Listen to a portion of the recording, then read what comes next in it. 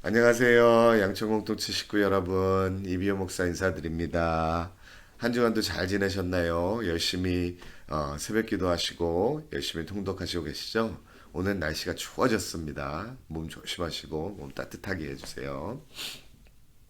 오늘은 90일의 기적 양천공동체 성경 통독 다섯 번째 시간입니다. Week 5 역대상, 역대하에 대해서 배워보도록 하겠습니다.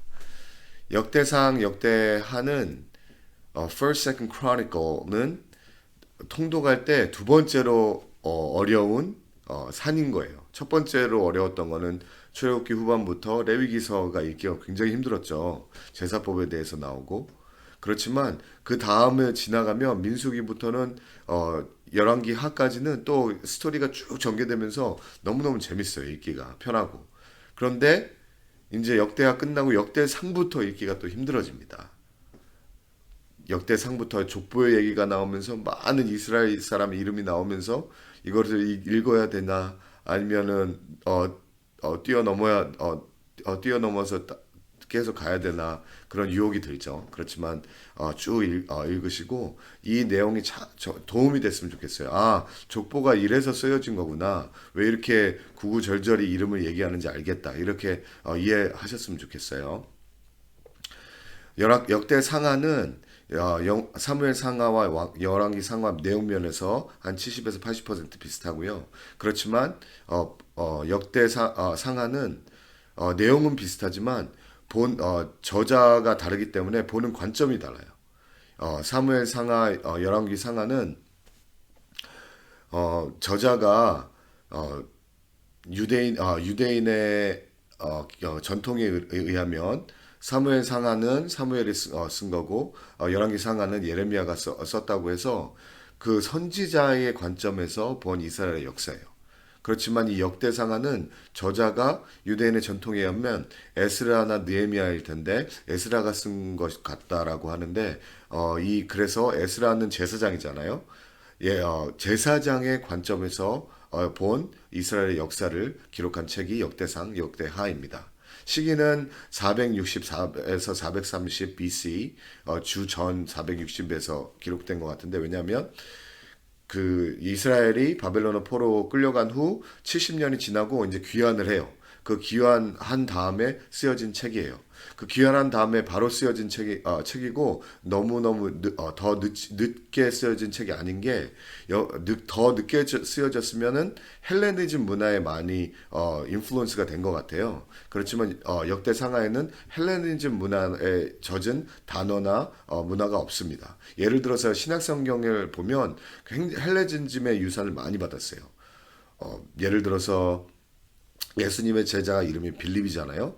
빌립이 유대인의 이름이 아니에요. 헬라 이름이죠. 필리포스. 그렇기 때문에 그런 빌립에 대한 단어가 들어오면 여기 헬레니즘 문화에 젖었구나. 하지만 역대상 역대하는 그 알렉산더 대왕의 정복 전에 일어났기 때문에 아직 팔레스타인 그 지역은 헬레니즘 문화가 들어오기 전이었습니다. 그렇기 때문에 역대상 역대하에는 그 헬레니즘 단어가 없습니다. 예, 역대상에 대해서 볼 텐데요. 역대상은 두 파트로 나눠지는데요.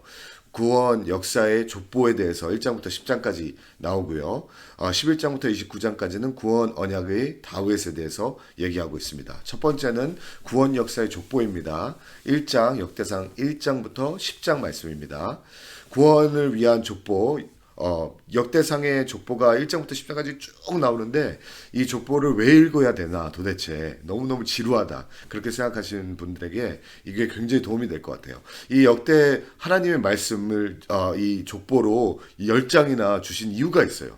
그리고 읽을 이유가 있어요. 세 가지 이유인데 이 족보를 쓴 기록의 목적은 첫 번째 구원을 위한 족보예요. 메시아의 족보를 쭉 나열하고 있습니다. 아담부터 다윗까지, 다윗의 왕조까지 쭉 족보를 나열함으로써 메시아가 아담으로부터 쭉 내려와서 유다 지파로 해서 다윗 왕가로 메시아 라인이 이렇게 오는구나라는 것을 족보를 통해 볼 수 있고요. 여기에서 보면 아담부터 다윗까지의 족보인데 아담무의 계보에서 선택받지 않는 형제들의 족보도 나열하고 있어요. 하나님께서 이삭의 가문을 통해서 메시아를 탄생시키고, 야곱의 가문에서 메시아를 탄생시키고, 유다의 가문에서 메시아를 탄생시키는데, 이사의 족보만 쓴 것이 아니라 그 형제 이스마엘 족보도 나열해 놓고 있어요. 야곱의 족보만 쓴 것이 아니라 에서의 족보도 나열해 놓고 있어요. 유다의 족보만 쓴 것이 아니라 야곱의 아들들의 족보도 나열해 놓고 있어요.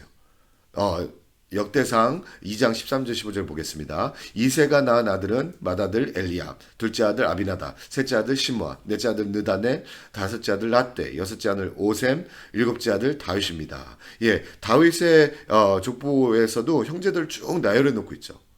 그냥 메시아의 계보를 쓴다고 하면 이삭의 족보, 야곱의 족보, 유다의 족보, 다윗의 족보만 쓰면 끝이에요. 그렇지만 그 형제의 족보도 얘기를 한 것이 이 메시아가 오는 것은 전적인 하나님의 은혜라는 거죠.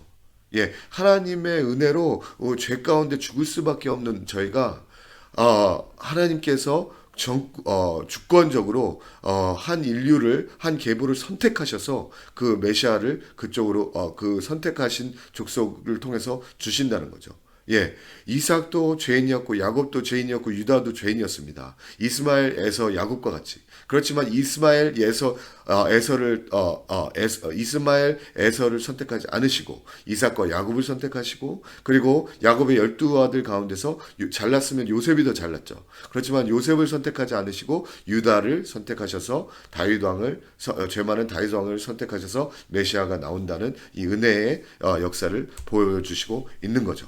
그리고 이 족보가 역대상에서 끝나는 것이 아니라 하나님께서 이 족보를 통해서 계속 컨티뉴하게 하세요. 요한복음 3장 16절에 보면 하나님께서 세상을 이처럼 사랑하셔서 독생자를 주셨으니 이는 그를 믿는 사람마다 멸망하지 않고 영생을 얻게 하려는 것이다. 예, 하나님께서 이 다윗 왕가의 족보에서 역대상 10장에서 족보를 끝나시는 것이 아니라 이것을 계속 컨티뉴하게 만드셨어요. 그러면서 내가 이제 너희들을 너무너무 사랑해서 독생자 예수 그리스도를 줄 거야. 근데 이 독생자의 예수 그리스도는 다윗을 통해서 오는 것을 봐. 그러면서 마태복음 시작이 어떻게 시작돼요? 아브라함의 자손이며 다윗의 자손인 예수 그리스도의 족보입니다. 예, 역대상에서 끝날 줄 알았는데 바벨론으로 예루살렘이 망하고 다윗 왕조가 끊기고 성전이 허물어져서 끊일 줄 알았는데 하나님의 은혜로 하나님께서 그 족보를 계속 이어가셨어요. 그게 마태복음에서 나오는 족보죠. 아브라함의 자손이며 다윗의 자손인 예수 그리스도의 족보입니다. 그래서 다윗으로부터 다시 예수 그리스도까지 메시아까지 흘러오는 족보를 다시 기술하고 있고, 그 다음에 누가복음에서도 컨펌을 하죠. 예, 예수라는 사람이 역대상에서부터 아담에서부터 쭉 내려왔는데 그 예수님이 정말로 아브라함의 자손 맞아. 그러면서 예수에서 아브라함으로 쭉 또 거슬러 올라가죠. 그게 누가복음 3장에 나오는 예수님의 족보입니다. 예수 그리스도, 다윗, 그다음에 아담, 그다음에 아담을 창조하신 하나님까지. 그래서 예수 그리스도께서는 하나님으로부터 왔다는 것. 그게 첫 번째, 이 메시아를 알기 위해서 쓴 것이 이 족보인 거죠. 두 번째, 이 족보를 쓴 목적은요, 우리가 메시아를 알았다면 그분과 동행해야 되잖아요. 예, 이스라엘 사람들이 망한 이유 중에 하나가 예배를 안 드리고 하나님과 동행하지 않았어요. 그렇기 때문에 망했잖아요. 그래서 우리가 이제 바벨론 포로의 생활에서 귀국했으니까 첫 번째 아는 것은 우리 메시아를 바라보고, 그리고 하나님을 섬기고 하나님을 예배하고 하나님과 동행하자라고 해서 예배를 드리기 위한 예배를 드리기 위해서 이 족보를 썼습니다. 이스라엘 사람들이 다시 들어오니까 성전을 짓고 성전에서 이제 거기서 일할 사람을 찾아야 되는데 바벨론에서 70년을 살면서 자기 족보를 다 잊어버린 거예요. 그래서 누가 레위인 후손인지, 누가 아론의 자손의 후손인지를 몰랐던 거죠. 그렇기 때문에 이 족보를 다시 정리함으로써 레위 족속의 레위 지파의 자녀들 지파에 속한 사람들이 당신이군요. 그럼 당신들은 성전을 짓고 성전에서 일할 수 있겠네요. 그리고 아론의 아론 가문의 출신들이 당신들이군요. 제사장으로 다시 일할 수 있겠네요. 그래서 예배를 다시 부활시키기 위해서 이 족보를 쓴 거죠. 예, 저희가 하나님을 섬길 때 메시아를 알아야 되고 우리가 누구를 섬겨야 되는지 하나님과 메시아에 대해서도 알아야 되고 그분을 어떻게 예배하고 그분과 어떻게 동행해야 되는지 알아야 되는 게 두 번째 목적이죠. 그렇지만 세 번째 목적은 의식주를 위해서 이 족보를 쓴 거예요. 유대인들이 다시 이스라엘 땅으로 돌아왔을 때 자기 거기에서 집을 짓고 밭을 갈고 거기서 경제 활동을 해야 됐어요. 그렇지만 자기가 족보를 몰랐던 거예요. 자기가 집을 지으려면 땅이 있어야 되고 땅이 있으려면 자기 몫에 분배된 땅이 어딘지 알아야 되는데 그것을 알려면은 족보가 필요하죠. 유다 지파 어느 가문은 이 땅이 니네 땅이야. 그래서 거기서 먹고 거기서 농 갈고 밭 갈고 해서 집 지고 해서 거기서 살아. 그렇기 때문에 이 족보가 필요했던 거죠. 예, 하나님께서는 우리가 하나님을 알기 원해요. 예수님을 알기 원해요. 그래서 족보를 주셨고요. 우리가 예수님을 예배하길 원해요. 그래서 예수님과 동행하길 원해요. 그래서 족보를 주셨고요. 하나님을 예배하고 하나님을 알아가는 거 또 중요하지만 우리가 매일매일 사는 것도 하나님께서 중요하게 여기세요. 이단에 빠지는 사람들 왜 빠지죠? 하나님만 예배하고 하나님만 알라고 해서 이 매일매일 사는 것은 다 팽개치고 예배만 드리라고 하는 것이 신천지잖아요. 예, 그렇게 이단에 빠지지 말라고 하나님께서는 이 율법을 통해서 메시아를 알고 예배를 드리는 것을 알게 하고 매일매일 의식주를 하나님께서 케어하신다는 것을 보여주고 있으십니다. 두 번째 열왕기상의 두 번째 파트 구원 언약의 다윗에 대해서는 11장부터 29장에 써 있습니다. 이제 족보 끝난 다음에 다윗에 대해서 포커스를 맞추고 있죠. 포로귀환 이후에 다시 심판받지 않도록 민족의 정체성을 다윗 왕 위에 두고 본받자고 해서 다윗 왕에 대해서 썼어요. 그렇기 때문에 이 역대상에서 나오는 다윗 왕은 다윗 왕의 실수에 대한 범죄에 대한 것은 부각시키지 않고 다윗 왕의 정말 신실한 마음에 대해서 하나님을 섬기기 위한 마음을 굉장히 부각을 하게 합니다. 왜냐하면 그것을 본받아 이스라엘 족속들이 이제 본받아야 되니까. 역대상 10장 13절 14절 같이 읽을게요. 사울이 죽은 것은 그가 여호와께 죄를 지었기 때문입니다. 그는 여호와의 말씀을 지키지 않았을 뿐만 아니라 무당에 찾아가 도움을 구하고 여호와께서 묻지 않았습니다. 그리하여 여호와께서는 사울을 죽이시고 이새의 아들 다윗에게 그 날을 넘겨주셨습니다. 예, 다윗의 왕을 본받으려면 다윗이 그 전에 사람들보다 얼마나 좋았는지 딱 차별하는 말을 해야 되죠. 그래서 이 사울에 대한 역사적 평가로부터 역대상은 시작을 해요. 예, 10장 13절에 보면 사울 왕이 하나님 뜻대로 살지 않았다는 거예요. 죄를 지었다는 거예요. 그렇기 때문에 사울 왕에서 왕권이 그 나라가 다윗 왕으로 옮겨졌다는 거죠. 그러면 왜 다윗 왕에게 이스라엘 나라가 넘어갔을까요? 그것은 이제 역대상에서 쭉 얘기하는 게 다윗 왕이 하나님에 대한 마음을 가지고 있다고 얘기하게 돼요. 다윗도 사울하고 똑같았습니다. 똑같은 죄인이었고요. 그것이 사무엘 상하에서 우리가 보게 됐죠. 예, 다윗도 사무엘 상하 12장 9절을 보면 그런데 내가 어떻게 여호와의 말씀을 무시하고 여호와 보시기에 악한 짓을 했느냐? 내가 햇사람 우리아를 칼로 쓰러뜨리고 그 아내를 내 것으로 만들지 않았느냐? 예, 저희가 리뷰하면 다윗도 똑같이 사울 왕처럼 불순종했어요. 하나님께. 하나님 밧세바와 간음을 했고 밧세바의 남편인 우리아를 죽였어요. 그렇지만 다윗은 하나님은 다윗의 행위를 보지 않고 그 다윗의 중심을 봤어요. 사무엘상 16장 7절입니다. 그러나 여호와께서 사무엘에게 말씀하셨습니다. 겉모습이나 키를 보지 마라. 나는 그를 이미 버렸다. 내가 보는 것은 사람이 보는 것과 다르다. 사람은 겉모습을 보지만 여호와는 마음의 중심을 보신다. 예, 하나님은 다윗 왕의 중심을 보셨어요. 당연히 넘어지고 다윗 왕이 범죄하고 그랬지만 다윗은 계속 그 중심을 하나님께 향했어요. 그러면 그 마음의 중심이 어땠을까요? 사무엘상 13장 14절입니다. 그러나 이제 당신의 나라는 오래가지 않을 것이요 당신이 여호와의 명령을 지키지 않았기 때문에 여호와께서는 그 마음에 맞는 사람을 찾아 그 백성들의 지도자로 세우셨어. 예, 여기에서 다윗을 그 마음에 맞는 사람이라 그랬어요. After God's his own heart. 예, 다윗 마음의 중심이 어떻게 가 있죠? 하나님을 향해 가 있는 거예요.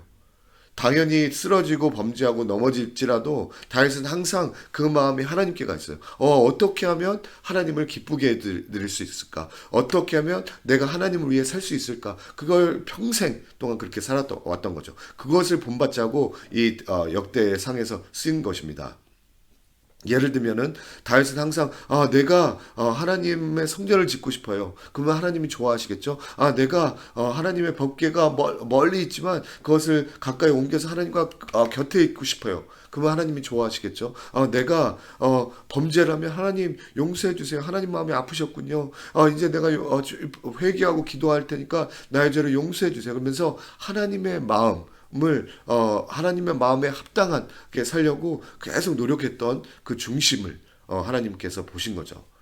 역대상 14장 10절 같이 읽겠습니다. 다윗이 하나님께 물었습니다. 제가 나가서 블레셋 사람들을 공격해도 되겠습니까? 저들은 제 손에 넘겨주시겠습니까? 여호와께서 다윗에게 대답하셨습니다. 가라, 내가 저들의 내 손에서 넘겨주겠다. 예, 다윗은 전쟁할 때에도 하나님 마음을 바라봤어요. 하나님의 마음에 맞는 행위를 하려고 했던 거죠. 하나님 전쟁에 나갈까요? 하나님 어떻게 싸울까요? 그렇게 하나님께 물어보고 전쟁에 나갔습니다.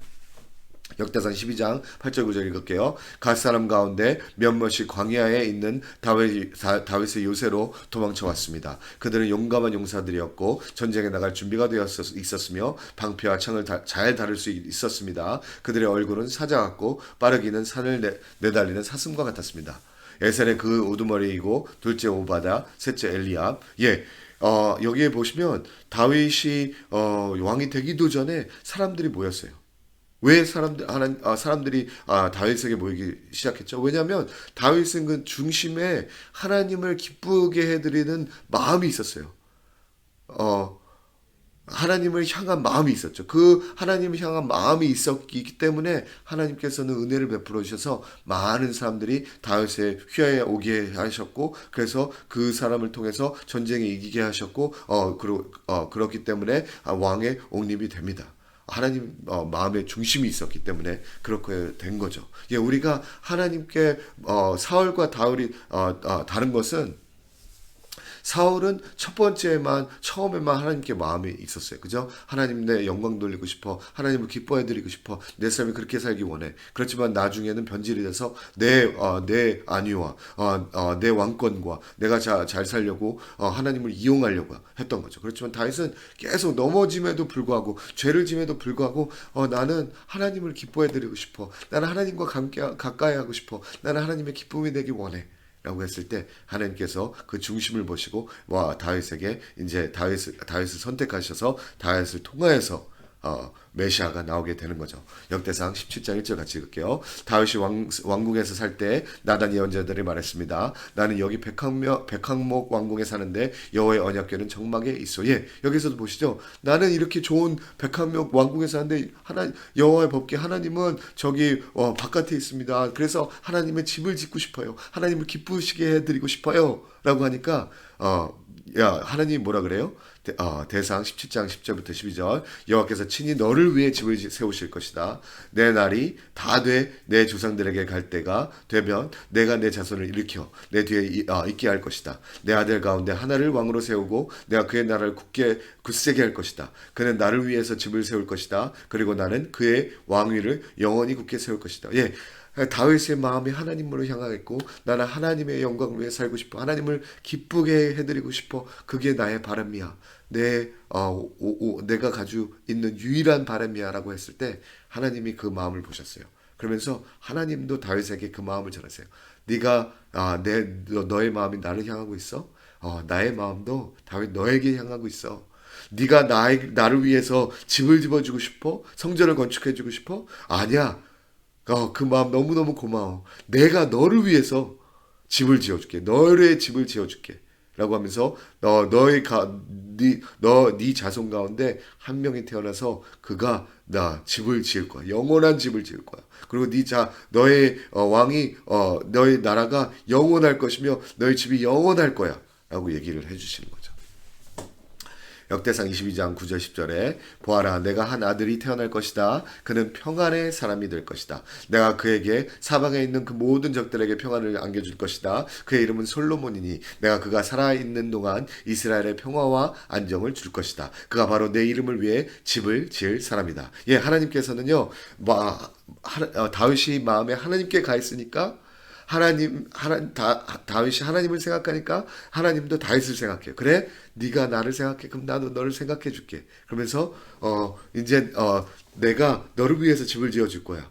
그러면서 하나님의 향한 계획을 시작하시죠. 그 시작하는 게 어떻게 시작하세요? 솔로몬 왕을 통해서 다윗의 아들을 통해서 성전을 짓게 하시죠. 그렇지만 그 성전은 끝이 있어요. 영원하지 않아요.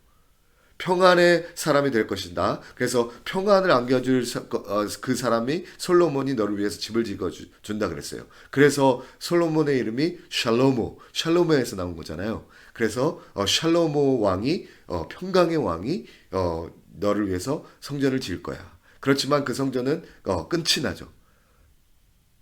그렇기 때문에 하나님께서는 another 샬로모 평강의 왕이 나타나셔서 영원한 성전을 짓게 하십니다. 그게 누구죠? 평강의 왕, 그리고 정의의 왕, 멜기세덱이신 예수 그리스도신 거죠. 그래서 그 평강의 왕께서 영원한 성전을 지으실 것입니다. 예, 여기에서 보시면 다윗과 하나님의 그 로맨틱한 사랑이 보여져요. 다윗은 하나님을 위해 생각하고 하나님을 위해 집 지어줄 거예요. 하나님은 다윗에게 내가 너의 집을 지어줄 거야. 그러면서 내가 너의 집을 지어줄 거야 하고 하니까 다윗은 그 은혜 또 감사해서 그래요? 그럼 내가 더 하나님을 위해서 열심히 할래요. 그러면서 성전 건축 자재를 엄청나게 준비하죠. 역대상 22장 내가 널 위해서 집을 지을 거야. 그러니까 그것을 이 말을 듣자마자 23장부터 27장에 뭐를 해요? 성전에 섬길 제사장들을 알아봐요. 제사장과 레위인들을 다 세워놓고 내가 하나님을 위해서 집을 지을 거예요. 그 하나님을 위해서 집 지어줄 때 이 제사장과 이 레위인들이 성가대로 하나님을 찬양할 거고요. 예배를 드려서 하나님께 경배 드릴 거예요. 그래서 준비를 하죠. 28장에서는 이스라엘 리더십들에게 성전 건축을 위한 계획을 발표를 하죠. 29장에서는 성전 건축을 위한 예물을 막 몇천 달란트씩 금을 막 하나님께 바쳐요. 예, 다윗은 하나님을 생각하고 하나님은 다윗을 생각하고 다윗이 그렇게 하나님을 영광 돌리고 기쁘시게 하려고 그러자 하나님은 그래? 너무너무 기뻐. 나는 너를 위해서 나는 너를 생각해. 그러면서 마지막 절에 어떻게 얘기하죠?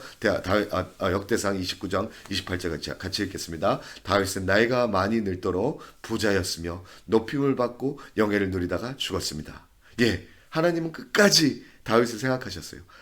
다윗도 끝까지 하나님을 생각하셨죠. 이것을 보면서 이 찬송가가 생각나더라고요. 주가 나와 동행을 하면서 나를 친구 삼으셨네. 우리 서로 받은 그 기쁨이 알 사람이 없도다. 예, 다윗과 하나님의 사랑 이야기가 역대상 후반부에 나타났습니다.